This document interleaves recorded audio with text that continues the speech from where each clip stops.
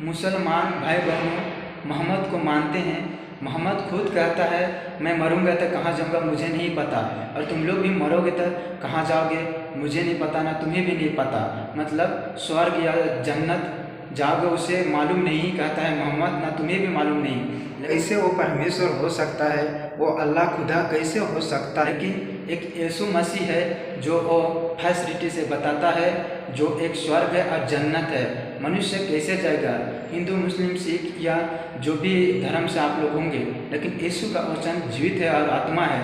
इसके वचन के अनुसार आप लोग जा सकते हैं। जैसे यूहन्ना 3:16 में हम पढ़ते हैं, क्योंकि परमेश्वर ने जगत से ऐसा प्रेम रखा कि उसने अपना एकलौता पुत्र दे दिया, ताकि जो कोई उस पर विश्वास करे वह नाश ना हो परंतु अनंत जीवन पाए।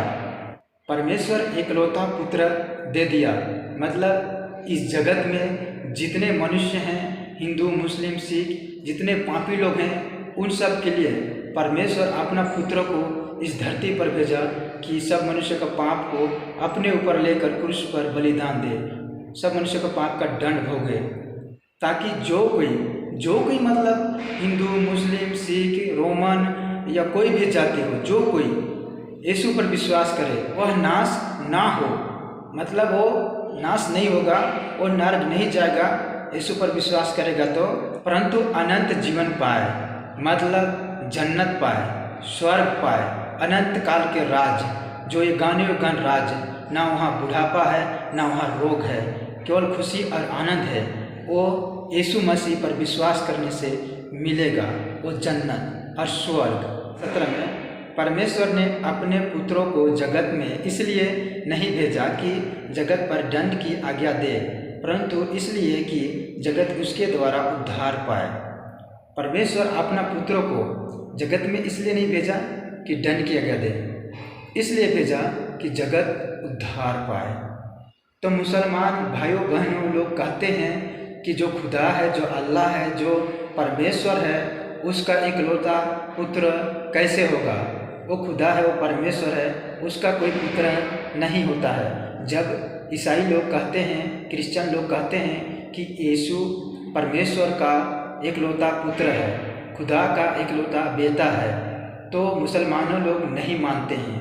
अब मैं इसको फर्स्ट करना चाह रहा हूँ। देखिए, हम मानव जाति को सृष्टिकर्ता परमेश्वर अकेला नहीं है, पिता पुत्र पवित्र आत्मा त्रिये एक परमेश्वर, परंतु तीन नहीं, तीनों मिलकर एक ही परमेश्वर है। वो अद्भुत और सामर्थ्य परमेश्वर है, सर्वशक्तिमान परमेश्वर है। जैसे यूहन्ना बपतिस्मा देने वाला के पास यीशु जाता है और बपतिस्मा लेके पानी से बाहर आता है, तो उसके लिए आकाश खुल जाता है और पवित्र आत्मा कबूतर के रूप में आकर यीशु पर ठहरता है, और स्वर्ग से आकाश से एक आकाशवाणी होता है। परमेश्वर बोलता है, यह मेरा प्रिय पुत्र है, इससे मैं अत्यंत प्रसन्न हूँ। यीशु पुत्र परमेश्वर पानी से बाहर निकला और पवित्र आत्मा कबूतर के नहीं आके ठहरा, और स्वर्ग से पिता परमेश्वर बातें किया, तो पिता पुत्र पवित्र आत्मा तीनों परमेश्वर का मिलन हुआ। त्रिये एक परमेश्वर है, ये सामर्थ्य परमेश्वर है।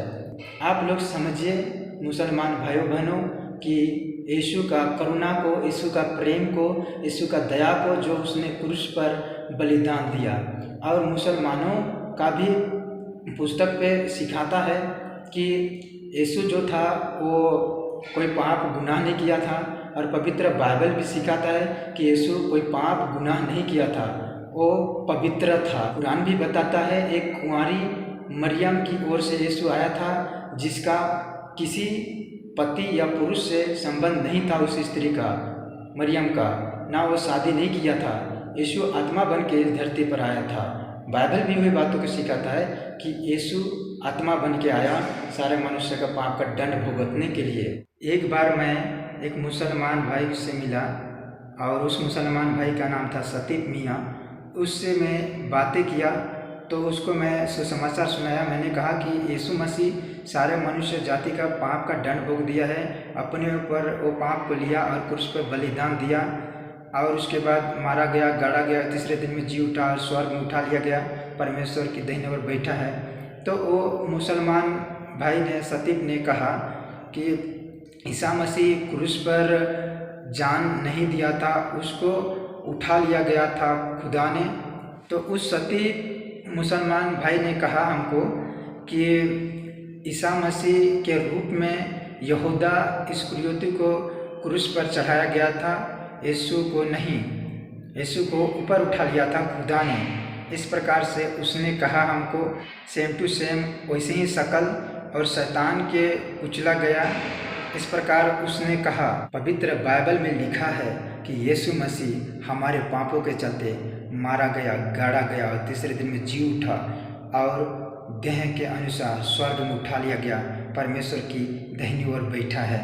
तो मुसलमान भाई बहनों लोगों को मैं यह कहना चाह रहा हूँ कि आप लोग समझिए और पवित्र बाइबल को भी पढ़ के देखिए, वाकई में इसमें क्या लिखा है खुदा का कलाम। और भी कई ऐसे आयत है जो फर्स्ट करता है यीशु मसीह का वचन, जो पिता पर विश्वास करता है उस पर दंड किया गया नहीं, मृत्यु से पार होकर अनंत काल के जीवन प्रवेश किया है। मतलब अनंत जीवन में जो पुत्र पर विश्वास करता है उसके पास जीवन है, जो पुत्र पर नहीं विश्वास करता उसके पास जीवन भी नहीं, परमेश्वर की क्रोध उस पर रहता है।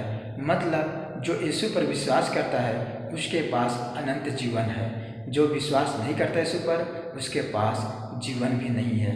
जो यीशु पर विश्वास करेगा वो लज्जित ना होगा, वो जन्नत जाएगा, स्वर्ग जाएगा, ये सिखाता है। लेकिन मोहम्मद को तो खुद ही नहीं पता है कि मरेगा तो कहाँ जाएगा, ना मुसलमान भाइयों बहनों को। लेकिन मुसलमान भाई बहनों जन्नत स्वर्ग जाना चाहते हैं, लेकिन वो लोग कहीं पहुँचते नहीं हैं। मनुष्य जाति लोग आज वो लोग भाग रहे हैं पैसा के पीछे, आज वो लोग बहुत दूर दूर सफ़र करना चाहते हैं, लेकिन वो लोग कहूँ पहुँचते नहीं हैं, क्योंकि उसके पास सच्चा और जीवित परमेश्वर नहीं है। सच्चा और जीवित परमेश्वर यीशु मसीह है, उसके पास परमेश्वर की कलाम नहीं है, परमेश्वर की ये पवित्र बाइबल की वचन नहीं है।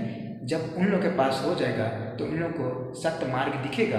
यीशु ने कहा, मार्ग सत्य जीवन मैं हूँ, सत्य को जानोगे सत्य में स्वतंत्र करेगा। हे सब परिश्रम करने वाले और बोझ से दबे लोगों, मेरे पास आओ, मैं तुम्हें विश्राम दूंगा, कहता है यीशु। मोहम्मद मुसलमानों को बचाने के लिए कितने लोग का हत्या किया, लेकिन यीशु मसीह सारे मानव जाति को बचाने के लिए वो क्रूस पर बलिदान दिया। सारे मानव जाति को नरक जा रहे थे अपने पाप को, जैसे उन लोगों को बचाने के लिए उसने क्रूस पर अपना प्राण दिया। सब मनुष्य का पाप का दंड होगा। अब मैं बात करता हूँ, मोहम्मद ने कई शादियाँ किए थे और उनसे बच्चे भी पैदा हुआ था, तो क्या वो खुदा बनेगा? क्या वो अल्लाह हो सकता है?